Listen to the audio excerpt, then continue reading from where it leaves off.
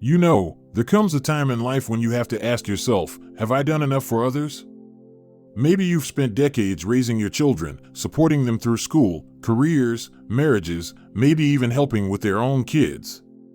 And that's beautiful. That's love. But here's the thing, when does it become your time? If you're sitting there thinking, I'm tired, I've given so much, and now I just want to breathe, then this is for you. Because here's the truth, you deserve to live for yourself now. Not as a servant, not as a backup plan, but as the main character in your own story. Now, I'm not saying you should cut ties or stop caring. Family is everything. But there's a difference between choosing to help and feeling like you have to, like your worth depends on how much you do for others. That's not living. That's just surviving. So today, let's talk about how to shift that mindset. How to step back, set boundaries, and finally put your happiness first. And don't worry, this isn't about being selfish. It's about being fair to yourself. Let's start with something simple but powerful, recognizing your worth outside of what you do for others. How many times have you introduced yourself by what you do for your family? I'm the one who watches the grandkids 3 days a week, or I'm always there when my son needs help with bills. But who are you outside of that? What do you love? What makes your eyes light up? Maybe it's gardening, painting, traveling, or just sitting with a good book and a cup of tea. Those things matter. They're not just hobbies, they're pieces of you. And the more you push them aside, the smaller you make your own world. So here's your first step. Take back one thing that used to bring you joy. It doesn't have to be big. Maybe it's signing up for a weekly class, visiting an old friend, or even just saying no to a request that would have eaten up your free time. That's not neglect, that's reclaiming your life. Now, the second big shift, letting go of guilt. Oh, guilt. That heavy, familiar weight. You say no once, and suddenly you're wondering, am I failing them? But here's the reality, your children are adults. They have their own lives, their own responsibilities. And if they truly love you, they'll want you to be happy, not exhausted. Try this. The next time guilt creeps in, ask yourself, if my child told me they felt this way, what would I say to them? You'd probably say, take care of yourself first. So why isn't that true for you? It's time to rewrite that script in your head. You've earned the right to rest, to enjoy, to say enough. And the beautiful thing? When you start living for yourself, you'll actually have more to give, because it'll come from a place of joy, not obligation. Now, let's talk about something practical, setting boundaries without feeling like you're letting anyone down. Because here's the thing, boundaries aren't walls. They're just lines that say, this is where I end, and you begin. And that's healthy. For example, maybe you've always been the go-to babysitter. But your knees aren't what they used to be, and chasing toddlers leaves you aching for days. Instead of silently suffering, try, I'd love to see the kids, but let's make it a shorter visit this time. Or, how about we plan something where we can all relax together? You're not saying never. You're saying this works better for me. And that's okay. The key is to start small. You don't have to overhaul your life overnight.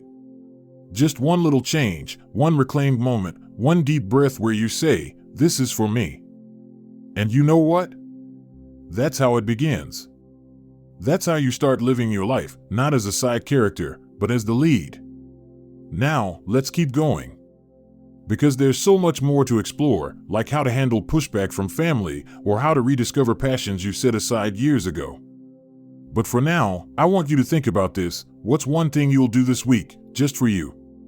Because this isn't just about stopping something, it's about starting something new. And that's worth celebrating.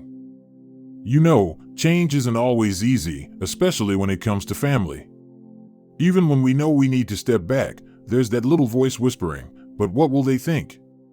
Or worse, what if they don't understand? I get it. You've spent your whole life being the rock, the one everyone leans on. And now, the idea of shifting that role might feel strange. Maybe even a little scary. But here's something important to remember. Your children don't expect you to stop living for yourself, they just don't realize you ever did. Think about it. If you've always been there, always ready to help, always putting their needs first, they might not even see that it's taking a toll on you. Not because they don't care, but because it's all they've ever known. So how do you start making changes without causing hurt feelings or confusion? Let's talk about communication, the gentle art of saying what you need without feeling guilty. Instead of dropping a big, heavy "I can't do this anymore," try framing it as a positive shift. For example, "I've realized I need more time for myself these days, so I'm going to start setting aside Wednesdays just for me. I love having you all over for dinner, but cooking big meals is getting harder. How about we switch to potluck?" See the difference? You're not rejecting them.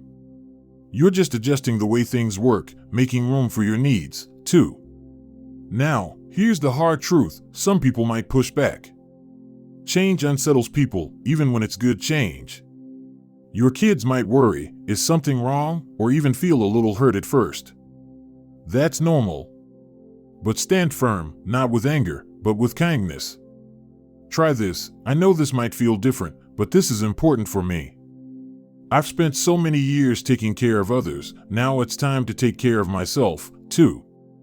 Most of the time, when people see that this isn't about pulling away but about balance, they'll adjust. And if they don't, that's when you remind yourself, you don't need permission to live your life. Now, let's tackle another big hurdle: the fear of being selfish. Oh, that word. It gets thrown around so easily, doesn't it? But let's be clear, prioritizing your well-being isn't selfish. Neglecting it is. Imagine a cup. Every time you give to others, your time, your energy, your love, you pour a little out. If you never refill it, eventually, you'll run dry. And then what? You're no good to anyone, least of all yourself. So refilling that cup isn't selfish. It's necessary. Here's a simple way to start: schedule your time like it's a doctor's appointment, non-negotiable. Block off an hour a day, a morning a week, whatever works, and guard that time fiercely. Read, nap, take a walk, call a friend. No justifications needed. This is your time. And if guilt tries to creep in, remember, you're not taking time away from others. You're giving time back to yourself. Now, let's talk about something just as important: rediscovering who you are outside of mom or dad. For decades, your identity was tied to raising your family. But who are you now? What lights you up? Maybe it's something you loved long ago, before life got busy. Or maybe it's something entirely new. Try this: make a list of things you've always wanted to do, big or small. Take a painting class. Join a book club. Travel somewhere you've never been. Learn to bake sourdough, or finally master that smartphone. It doesn't matter if it's practical. What matters is that it excites you.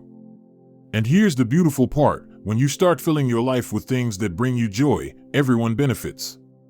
You'll have more energy, more laughter, more stories to share. That's not selfish, that's living. Now, I know this isn't always easy. Old habits run deep, and change takes courage. But every time you choose yourself, even in small ways, you're rewriting what it means to grow older. And that's worth celebrating. There's a certain freedom that comes with this stage of life, if you allow yourself to embrace it. No more rigid schedules dictated by school runs or work deadlines. No more putting dreams on hold because someone else's needs came first.